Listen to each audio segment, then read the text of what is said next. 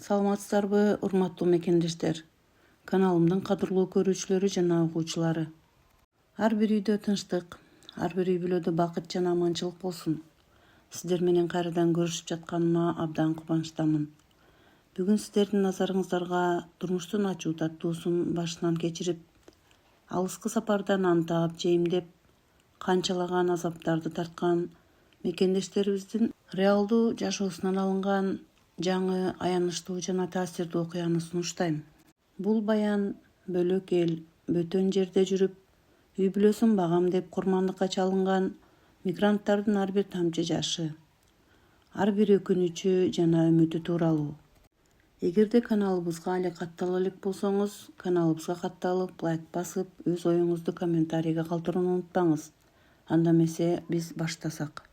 Айылдагы кыштын акыркы айлары өзгөчө муздак, өзгөчө каардуу эле. Шамал тоо тараптан согуп, эски үйдүн түнөргөн айнектерин калтыратат. Эл адаттагыдай эле жаздын келишин, жердин жибишин чыдамсыздык менен күтүп жатышкан. Бирок Асандын үйүндө жылуулук да, кубаныч да жок болчу. Асан жашы 30дан жаңган ашкан, ак көңүл, эмгекчил жигит. Үй бүлөдө 3 баланын атасы. Түгөйү Айнур экөө айылда колунан келген жумушту кылып, оокат кылып келишкен.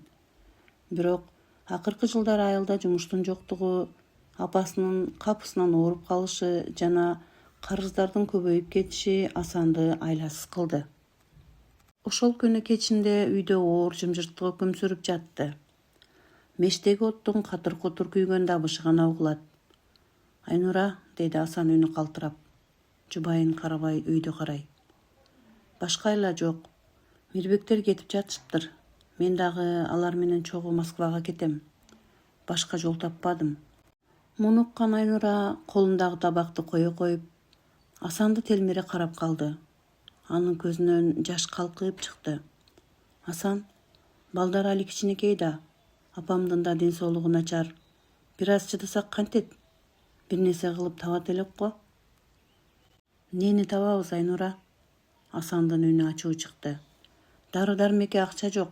Апам күн сайын кыйналып жатат. Балдардын мектеби, кийими бар. Намысым чыдабай калды. 2-3 жыл иштеп, карыздардан кутулуп алсак, кайтып келем, убада берем. Ошентип чечим кабыл алынды. Эртеси күнү айылдан узатуу болду. Апасы калтыраган колдору менен уулуна батасын берип ыйлап жатты. Балам, аман эсен барып кел. Акча деген табылат.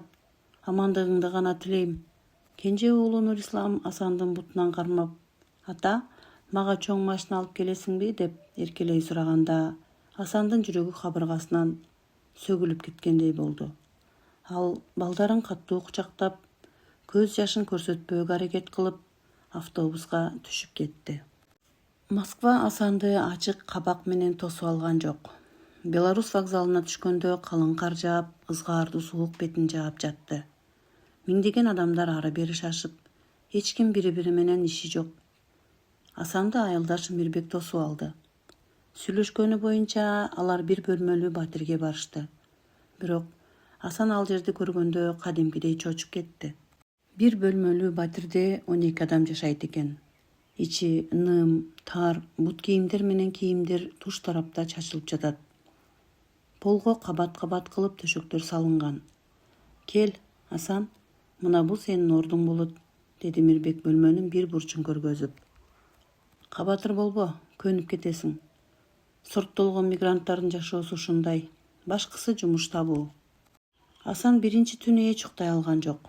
Катар жаткан адамдардын чарчап чаалып, коңурук тартышы, бирөөлөрдүн түшүнөн сүйлөгөнү, шаардын ызы чуусу анын жүрөгүн кысты. Ал айылдагы жыпчылуу эски үйүн, балдарынын күлкүсүн эстеп, түнү менен капкара терезени карап чыкты. Эртеси күнү эле патент, регистрация деген кагаздарды убаракерчилиги башталды. Асан колундагы акыркы акчасын документтерге коротту. Полис, полиция текшерүүлөр, саат сайын кооптонуу, саат сайын коркунуч. Бир жумадан кийин Асан курулуш объектисине жумушка орношту. Курулуштагы жумуш өтө оор эле. 12 саат бою сыртта, сары аязда темир арматураларды ташуу, бетон куюу, колдор үшүп, манжалары көгөрүп чыкчу. Бригадир деп аталган жергиликтүү киши мигранттарга адам катары мамиле кылчу эмес. Дайыма кыйкырып, акарат келтирип турар эле. Бирок Асан аларга да чыдады. Ал ар бир тарткан азабын, ар бир тоңгон манжасын эстегенде айылдагы балдарынын апасын эстечү. Баары балдарым үчүн оорубасам эле болду деп өзүн сооротчу. Биринчи ай аяктаганда бригадир заказчик акчаны кечиктирип жатат, кийинки айда кошуп берем деп колуна аздап гана акча карматты. Асан ал акчанын жарымын айылга жөнөттү. Айнура телефондон кубанып сүйлөдү. Асан, дарыларды алдык, апам жакшы болуп калды. Балдарга да кийим алып бердим. Өзүңдү этият кылчы. Айперинин ошол сөздөрү Асанга канат бүтүргөндөй болду. Ал чарчаганын унутуп, кайрадан жумушка аттанды. Бирок ал алдыда кандай каардуу сыноо күтүп жатканын билген эмес эле. Москвада жаздын леби билине баштаганы менен Асандын жүрөгүндөгү ызгаар сейректей элек болчу. Курулуш объектисинде 3 ай бою бел байлап, күнү түн иштеген эмгегинин акысын бригадир дагы эле толук бере элек. Игорь ага, айлыкты качан бересиз? Айылдан келинчегим чалып жатат. Апамдын дарысына, балдардын мектебине акча керек болуп жатат, деди Асан бир күнү кечинде жумуш бүткөндө чечинүүчү бөлмөдөн бригадирдин алдына барып. Игорь Асанды теше карап, тамекисин терең соруп, кагаздарын жыйнап кирди. Асан, мен силерге айттым го, заказчик акчаны котор элек. Курулуш бүтсүн, анан баарыңар менен эсептешебиз. Сен мага ишенбей жатасыңбы? Иштегиң келбесе, эшик ачык кете бер. Асан айласыз башын ийкеп сыртка чыкты. Анын кетейин десе барарга жери жок. Баштапкы короткон акчасын чыгарып аларга айласы жок болчу. Какаганга муштагандай ошол жуманын аягында курулуш объектиси капысынан жабылып калды. Игорь болсо телефонун өчүрүп, дайынсыз жоголду. Эмгек келишими жок, кара жумушта иштеген ондогон мигранттар бир заматта канча айлык мээнетинен ажырап көчөдө калышты. Асан батирге келип, бурчка отуруп алып, башын мыжыгып ыйлап жатты. Айлыга эмне деп айтат? Ач калдым, алданып калдым дейинби? Бирок азап муну менен эле бүтпөдү. Бир нече күндөн кийин Асан амалсыздан башка кадамга барууга мажбур болду. Досу Мирбек аркылуу убактылуу жүк ташуучу болуп чоң складка орношту. Ошол күнү сөөк сыздаткандай ызгаарда оор темир түшүрүп жатып, Асандын буту тайгаланып, бийиктиктен кулап түштү. Оор темир яшик анын оң бутуна кулап, сөөгү сыздап чыкканда Асандын көзүнөн от чагылыша түштү. Складдагылар чала була биринчи жардам көрсөтмүш болуп, тез жардам чакырышты. Ооруканага түшкөндө дарыгерлер суук кабарды айтышты. Буттун сөөгү бир нече жеринен сынып, калыбына келиш үчүн оор операция жана кеминде 5-6 ай кыймылсыз жатуу талап кылынат экен. Айылда болсо Айнуранын жүрөгү бир нерсени сезгендей каттуу согуп жатты. Асан акыркы 3 күн катары менен телефон чалууларга жооп бербей койгон. Айылдагы апасы да дайыма Асанды түш көрүп, сарсанаа болуп жаткан эле. Айнура, уулумдан кабар барбы? Жүрөгүм бир нерсени сезип жатат. Түшүмдө Асан баткакка тыгылып, мени чакырып жатыптыр, деди апасы калтыраган үнү менен. Апа, кабатыр болбоңуз, жумушу көптүр, тармак кармабай жаткандыр, деп Айнура апасын сооруткону менен өзүнүн да көз жашы карегине батпай турду. 4-күнү гана Мирбек чалды. Анын үнүнөн оор кабар бар экенин билинди. Айнура, сабыр кыл. Асан ооруканада. Бутунан жаракат алып калды. Операция жасаш керек экен. Бирок ага абдан көп акча кетет. Биз балдар колубуздан келишинче чогултуп жатабыз, бирок жетпей жатат. Айнура бул кабарды угуп, колундагы телефону жерге түшүп кетти. Шылкыйып отуруп калды. Эми эмне кылат? Үйдө апасы оорулуу, балдары жаш, карызга акча берер киши да калбай калган эле. Айнура жалгыз алтын сөйкөсүн, апасынан калган эски күмүш билектерин, атыгүл үйдөгү соңку жандыгы жалгыз уюн арзан баада сатууга мажбур болду. Асан башкысы сен аман болчу, акча табылат, Сен гана бутуңа туруп калчы деп боздоп жатты Айнура. Ооруканадагы күйөөсүнө акча которуп жатып. Асанга операция жасалды. Бирок ал моралдык жактан таптакыр чөгүп кеткен эле. Өзүн күнөөлүү сезип, балдарына, апасына жүк болуп жатканына өкүндү. Оорукананын палатасында жатып, жанындагы терезеден Москванын тумандуу асманын карап, Теңирим, эмнеге мындай? Мен болгону балдарымды адал мээнет менен багайын дедим эле го, деп ичинен сыздачу. Операциядан соң ал Батирге кайтып келди. Бирок Батирде жашаган башка мекендештер да бара-бара нараазы боло башташты. Анткени иштебей төшөктө жаткан адам Батир акысын төлөш керек болчу. Мирбек Асанды канчалык коргогону менен Батир ээси мыйзамсыз жашагандарды жана иштебегендерди кууп чыгам деп коркута баштады. Асан айласы кетип, майыттар арабасында же таякка таянып болсо да убактылуу мекенге кайтууну чечти. Бирок анын самолетко билети да, жанында 1 тыйын акчасы да жок эле.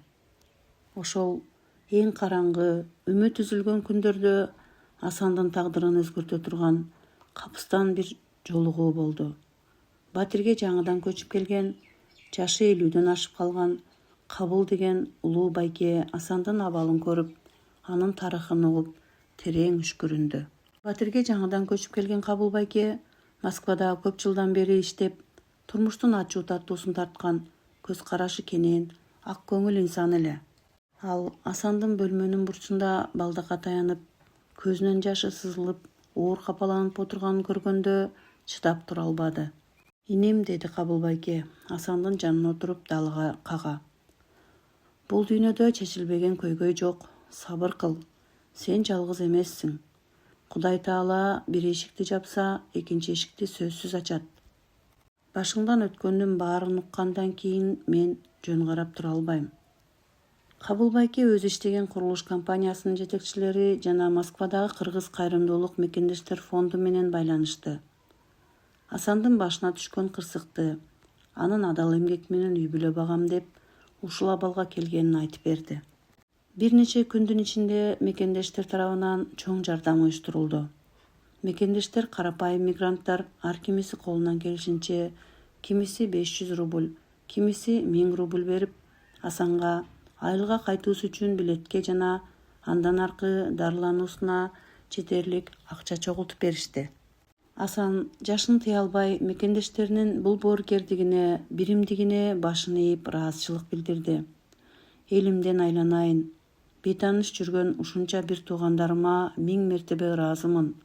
Силер менин өмүрүмдү, үмүтүмдү сактап калдыңар. Москванын тумандуу аэропортунан Асан учакка отурганда, анын карегинен кубанычтын да, ачуу өкүнүчтүн да жашы агып жатты. Ал Россияга карыздан кутулуп бутуна турам деп келип, аягында ден соолугунан ажырап, кайтып бараткан. Бирок эң башкысы ал тирүү, ал кайрадан үйүнө, жакындарына карай жол тарткан эле. Учак Манас аэропортуна конгондо Асан ата журттун абасын терең жутуп, көзүн жумду да, туулу өскөн жердин абасы да дары сыяктуу туюлдага. Айылга жеткенде күн батып бараткан эле. Түнөрүп турган эски үйүнүн короосунан балдарынын «Атам келди» деген кубанычтуу кыйкырыгы угулду. Кенже уулу Нурислам атам мага чоң машина алып келдиби деп чуркап чыгып, апасы Айнура болсо колундагы идишин түшүрүп жиберип, күйөөсүн карай атылды. Асан балдакка таянып босокодо турду. Балдары анын мойнуна асылып ыйлап жатышты. Айнура күйөөсүнүн майып болуп калганын көрүп, жүрөгү сыздап кетти. Бирок Асанды катуу кучактап, башкысы сен аман эсен келдиң, Асан, акча да, карыз да өтүп кетет. Сен жанымда болсоң, биз баарын жеңебиз деп боздоп ыйлады.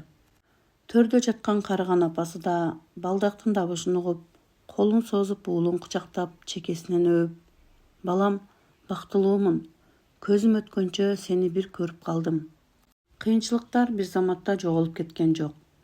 Бирок үй бүлөнүн биримдиги жана мээрими Асанга жаңы күч берди.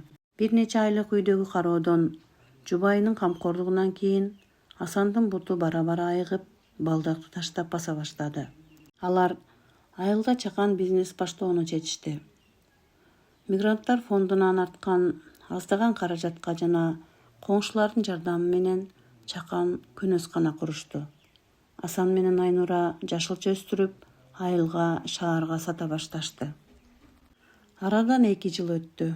Асан азыр өз айылында үй бүлөсүнүн жанында жашоосу калыбына келип, карыздарынан да кутулган. Кечинде үй бүлөсү менен бир дасторкондо чай ичип отурганда Асан Москвадагы оор күндөрүн эстеп тообо кылат. Миграция бул чоң сыноо. Ал жашоонун кадырын, үй бүлөнүн, мекендин, ар бир тынч өткөн күндүн канчалык кымбат экенин үйрөткөн катаал мектеп болду. Урматтуу мекендештер, кадырлуу угармандарым, мигранттардын аянычтуу тагдыры аттуу окуябыз да өз аягына жетти. Асандын окуясы бул чет жакта жүргөн миңдеген мекендештерибиздин, алардын артында зарыгып күткөн ата-энелердин, жубайлардын жана балдардын ачуу чындыгы. Кайсыл гана бурчта жүрбөңүздөр, жараткан сиздерди аман эсен сактасын. Эч бир мекендешибиз бөлөк жерде кор болбосун, кырсыктан ыраак болсун. Ар бир алыста жүргөн боорубуз аман эсен үйүнө, сүйүктүү үй бүлөсүнө кайтып келишин тилейбиз. Бул драмалык баян сиздердин жүрөгүңүздөрдөн орун алган болсо, видеону жакындарыңыз менен бөлүшүп, лайк басып, пикириңизди калтырыңыз. Сиздин колдооңуз биздин каналыбыздын өсүп өнүгүшүнө чоң салым кошот. Каналыбызга катталууну унутпаңыздар. Алдыда дагы көптөгөн таасирдүү, реалдуу турмуштан алынган жаңы окуялар күтүп турат. Бар болуңуздар, аман болуңуздар. Кийинки жаңы окуялардан көрүшкөнчө.